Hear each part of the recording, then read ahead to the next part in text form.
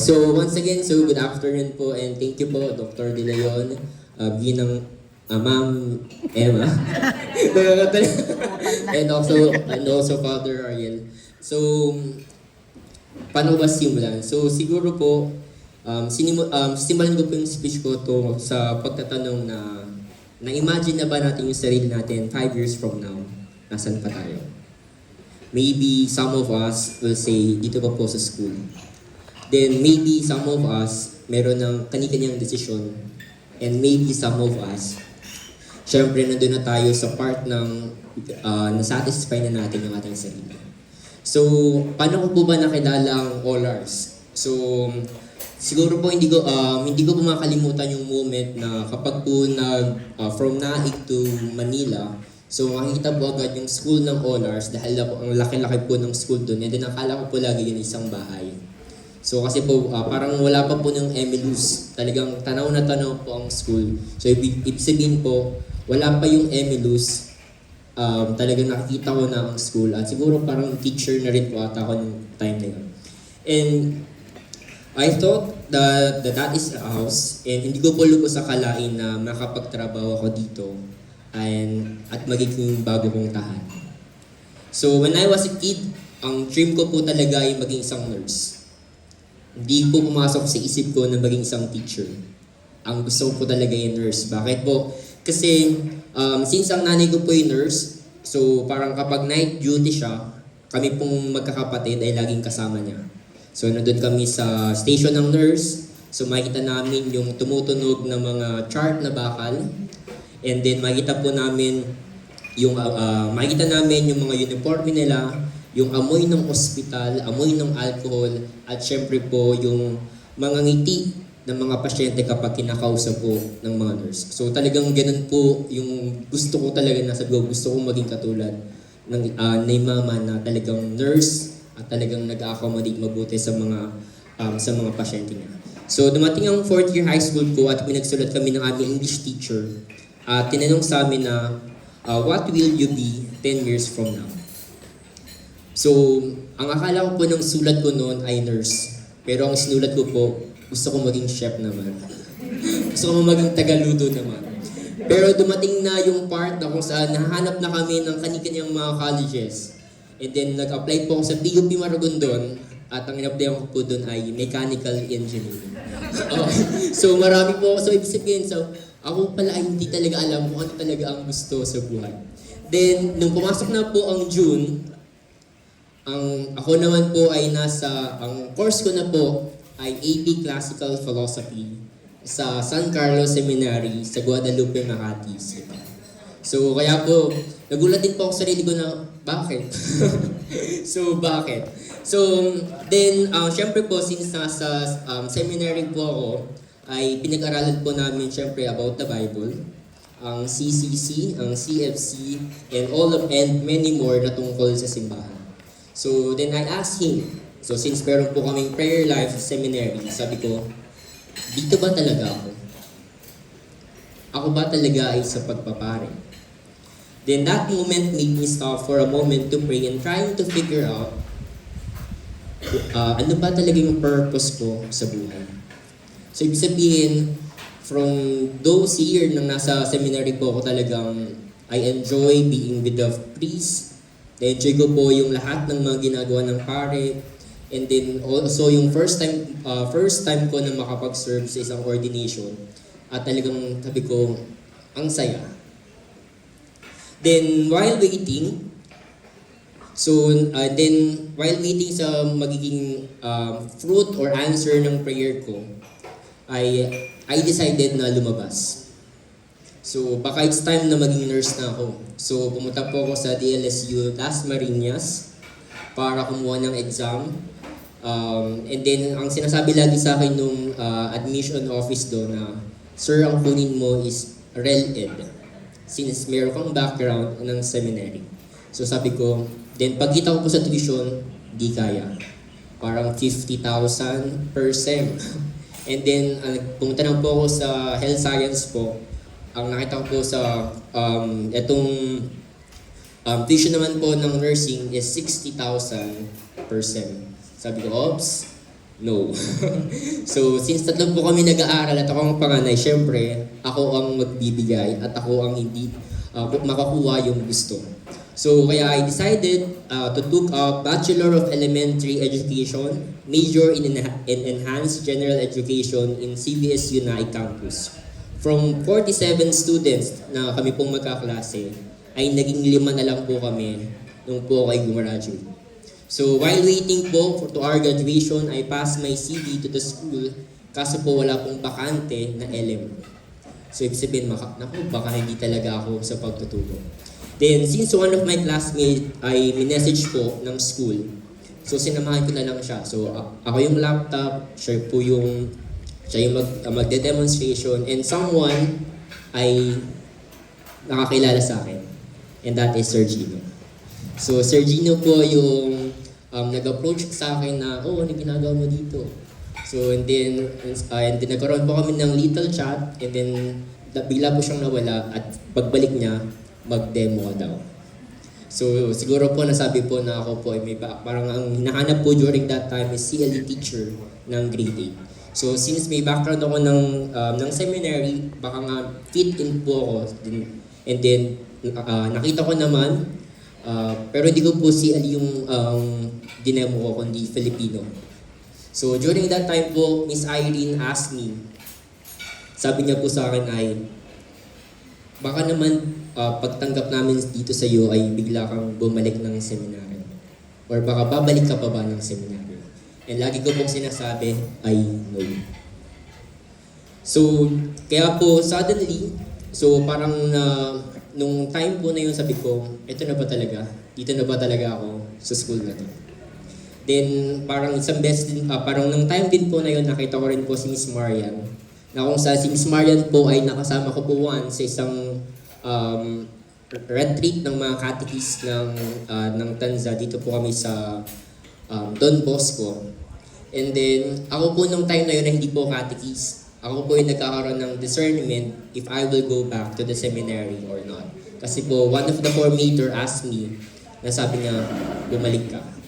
So, during that time po talaga sabi ko, ano na naman po ito, Lord? Ala ko po ba, okay na po ako doon sa kinalalagyan ko.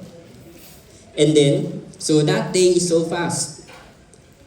Then after my demonstration, pinapunta po kami sa guidance center, ito na ang kontrata.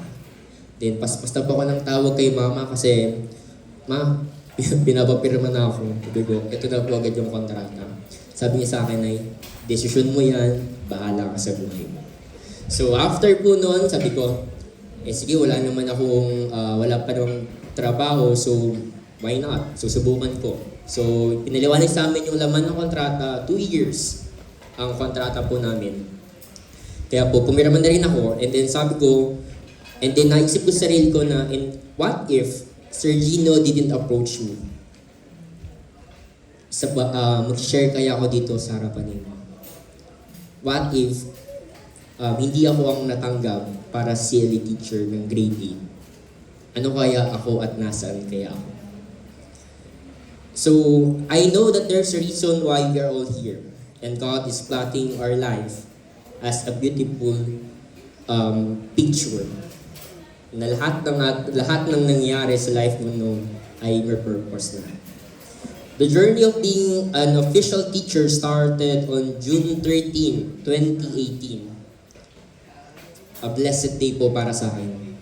My first day sa work ko and also graduation day ko po ng hapon. Kaya po agad-agad po nagpaalam ako, parang by 10, na mamid lang talaga yung students, and then alis na ako para makapag-prepare naman for graduation day. So, my first advisory class, grade 8 St. Padre Pio, or all of them are pasaway.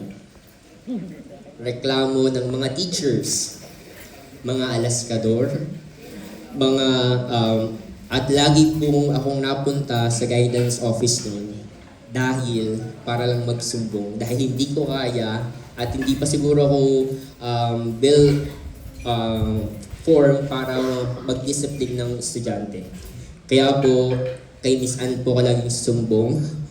Lagi ko pong nanakausap si Miss Ann every end ng school para lamang Miss Anne, anong gagawin ko dito? And then, syempre po, dumadagdag na hanggang sa nagkaroon po kami ng closeness ni Miss Anne. Kasi nga po, talagang siya po yung nag-guide sa akin sa buong taon ng pagiging advisor ko ng grade 8. Then first year of teaching ay katulad po ng mga bagong teacher, full of struggles. But the school reminds us that we're all in this together. Hindi tayo pababayaan at hindi tayo hahayaan ng school na harapin mo yan na mag-isa.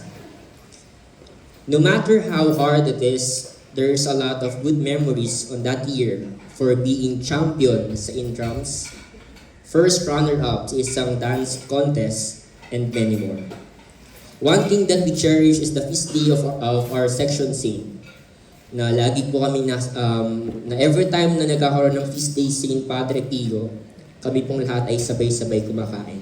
So from 2018 hanggang last year po, kahit pa paano, pagkakasama po kami to celebrate yung si St. Padre Pio Feast Day. And then on that year also, 2018, I passed the licensure examination for teachers na nirelease noong December 7. June 9, 2019, bagong school year. And I am the new advisor naman ng grade 3 truth. So from grade 8 down to grade 3, the patience is real. Talaga pong, kaya malaking adjustment at magiging magulang ka sa kanila. Hindi pa pwede nang ikaw ay talo. So yung batch ko po ay lagi kong kailangan pang papakainin, papatahimikin, patatahanin, pupunasan ng pawis, babantayan, hugasan kapag ka lunch break sila Ate Aida, kahit nakain ka rin ng lunch. Minsan, or iimisin din yung suka at marami pang iba. So, ganun po yung dinanas ko nung grade 3 truth ko na ngayon po yung mga grade 7 na. So, kaya po yung mga grade 7 na yan, talagang close po sa akin. So, alam po nila kung paano ko sila inalagaan at iningatan. So, but they made me feel that I am special. Kahit nakakainis, yayakapin ka lang, ay okay nang magulong mundo, kaya papayapa na. Those kids won first runner-up sa intraps, champions isang Christmas dance competition, and all their achievements talagang feel ko na ako ang nagpapaaral sa kanila. So talaga pong every time na may awards sila, talagang ako po yung masaya at big picture ko pa, pa po yung phone ko during those time. Kasi po hindi ko po nga sinishare ko sa parent, pero sabi ko, mami, sa inyo lang po. Bawal pong ilabas. Okay? So, and the saddest part of that school year is COVID-19. None of us see our proper goodbye. So kaya po, nung time na yun, gumawa lang ako ng video, lahat ng combination ng video, ng mga pictures nila, ng mga videos, and then yun po yung talaga, parang in-upload ko, para lang makita nila kahit paano na I say goodbye. Pero some of them, of course, hindi nila nakita kasi hindi po kami friend sa Facebook. During pandemic, the whole world shuts down and people doing its best in living. So lahat tayo hirap, lahat tayo hindi alam kung anong dapat gawin. So faith comes and lead everyone to hope. I ask God, ano ang dapat kong gawin? Since pandemic, hindi malaman kung anong kung saan kukuha ng ganitong income, hindi malaman kung paano makakakain and all. And also I ask, will I continue the teaching in OLHRS or not? Kasi po nung time na yun, parang tapos na yung aming pong kontrata kasi po naka 2 years na. Because ay talagang inano ko na because my mother ay nakitaan po siya ng brain tumor. So that's yun po ay last 2022 if I'm not mistaken po. Kaya may times doon na hindi ako nag-report sa school dahil need kong sumama for check-ups. Buti na lamang po ay online classes or nag-online tayo at minsan sa hospital po ako nagkaklase. So one day talagang need ko mag-leave dahil need namin pumunta sa Cardinal Santos para malaman ang gagawin, procedure, kaya nagpaalam po ako ng kay Miss Sharon. At sinabi ko po yung reason na ang mother ko nga po is may brain tumor. She told me na sabihin sa buong school and also to the founders yung nangyari po sa amin, sa mother ko. Dahil nga po may isang teacher po noon na parang natulungan ng school, and then, pero kaso po I beg na wag na lang po. So yung hiya ko po, syempre po, and then also parang sabi ko nun, God will provide. Kaya naman. Okay? So yun po yung talaga naman. Kaya pinag-isipan ko pong mabuti if it's time na umalis na ng school. Dahil din ng mother ko ng malaking halaga para sa gamutan. Kasi po nung time na yun, we need 600,000 para sa isang best lang po yun. And then, eventually, kailangan niya pa pong magpa-MRI. So, another payment. Yun po. Kaya, talagang hirap at talagang ano yung decision ko talaga during that time. So, then I asked someone, what will you do if you'd been in my shoes? Aalis ka rin ba? Pagpapatuloy mo at let God gawin ng paraan, magkaroon ng miracle and all. God works in mysterious way. And only last year, we already done with the radio surgery. Kaya po sa February, file po ulit ako ng leave. Kasi po, after 6 months po nun, so kailangan po namin bumalik and then para po makita kung ano na yung progress at kung ano yung itsura ng brain tumor na yun. And also, siguro po naging possible din po yun because of some students po sa school ay talagang ibinigay po sa akin yung kanilang alikansya. So doon po ako na-touch, parang grade 6 humility po ata yun, time ni Miss J. April, na yung mga bata po niya talagang nag-effort na bumili ng isang alikansya at uhulug-hulugan po nila hanggang sa mapuno, and then eventually napuno po nila. Binigay po nila sa akin during CLE time. And then, nagulat ako. Sabi ko, parang hindi ako mapaiyak, pero sobra ako natutuwa kasi yun pong mga estudyante po ni Ms. April na yun, yun po yung mga grade 3 ko na hinawakan ng first grade 3 truth ko. Kaya talagang alam nila kung paano mag-care din sa ibang tao. So kaya parang ko ay may natutunan sila sa akin. So, and also, syempre, nagbigay din po ang mga parents and also and teachers. So, whenever I face hardships in life, talagang binabalikan ko ang maraming karanasan sa OLHRS sa loob ng 5 years kung paglilingkod dito as a teacher, campus minister, and now as academic coordinator. And I want to thank God for this life. Thank you to the founders of OLHRS, Mrs. Emma Hernandez, Dr. Neddy De Leon, and Father Ariel Lezama. Bigla na iyak. Ito na po pala yung exciting part.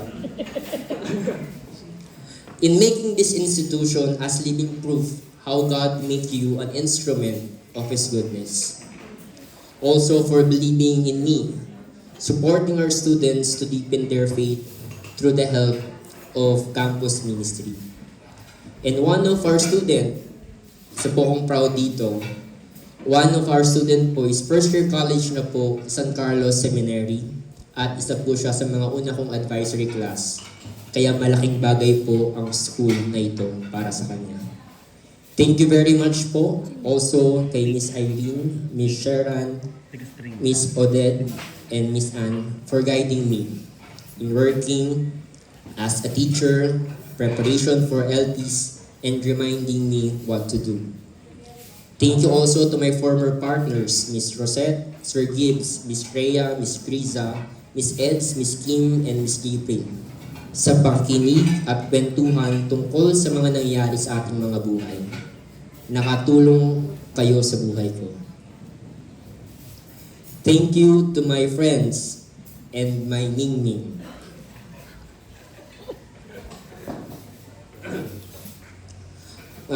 kayo ang takbuhan ko sa araw at gabi. Hindi man ako... Sorry po. Magagamit ko na po pala yung bimbo. Kala ko display ko lang. Moment na.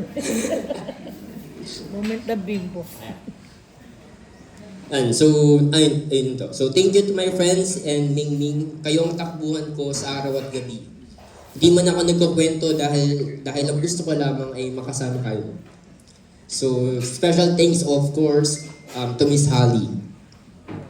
So, hindi man tayo madrama sa buhay. Pero ang buhay natin madrama pang MMK na. And thank you kasi you accept my challenge to be a teacher. And kitang-kita mo na tama ako. Tama ang desisyon mo. Also for listening to all my kaputian and kadumihan. For allowing me na magstay tayo sa tabi ng isa't isa through ups and downs. And again, thank you very much. To Sir Cedric, welcome to the teaching world. And thank you sa pagtitiwala sa mga sinabi ko sa iyo. Hinayaan mo rin akong mangialam sa desisyon mo na gusto mong course pero sabi ko, ito ang bagay sa iyo. And now, you are now a teacher. Ako po talaga yung reason kung bakit nandito Sir Cedric. Ako po ang pakialamero sa buhay niya. So, Sir Cedric po kasi, para magkaroon tayo ng background, siya po kasi high school pa lamang. Ako din po yung elementary po noon. So, talaga pong nasaksihan ko po kung paano po siya mag-bloom, talagang lumubog sa lupa, and then eventually, kanya na pong makipag-share at makihalubilo sa isa. So talagang nagulat din po ako sa nagtatumbling po pala siya sa kapag-model. So kidding aside, so hinayaan mo rin akong mangialam again sa decision mo, and I will try my best to be there as you, as your kuya. Thank you very much, Miss Aimee, for being our supporter and problem solver, even though na napapagod na po kayo at talagang ever ready sa lahat. To Miss Marian. Iyak muna ako.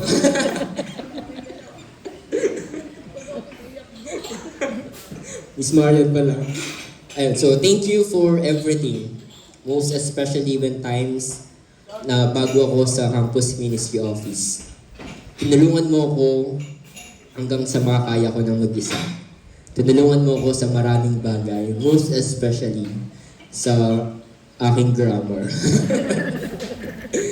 And also to Miss Des, thank you for answering all my questions about the behavior and traumas. And also our bonding moments kapag pauwi sa naik pa ako noon at nakikisabay lang ako. Up until now, you're still there para makarinig ng mga drama sa umaga, sa gabi, at sa madaling araw. To Miss Arlene, eto na Miss. So maraming salamat sa lahat-lahat. Our little talks are remarkable at laging nauwi sa tawanan. I want you to know how dear are you to me. Sobrang special ka sa akin. You will always be our happy pill.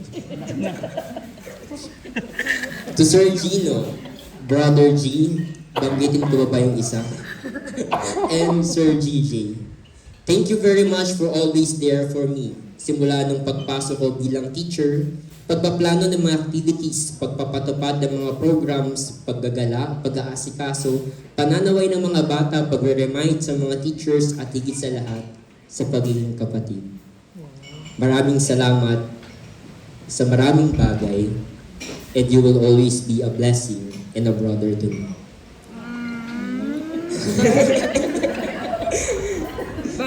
And also to all of you teachers in BK Campus, Mulawin Campus, and Amaya Campus, thank you very much for being a strong one, a good friend, and an excellent teacher.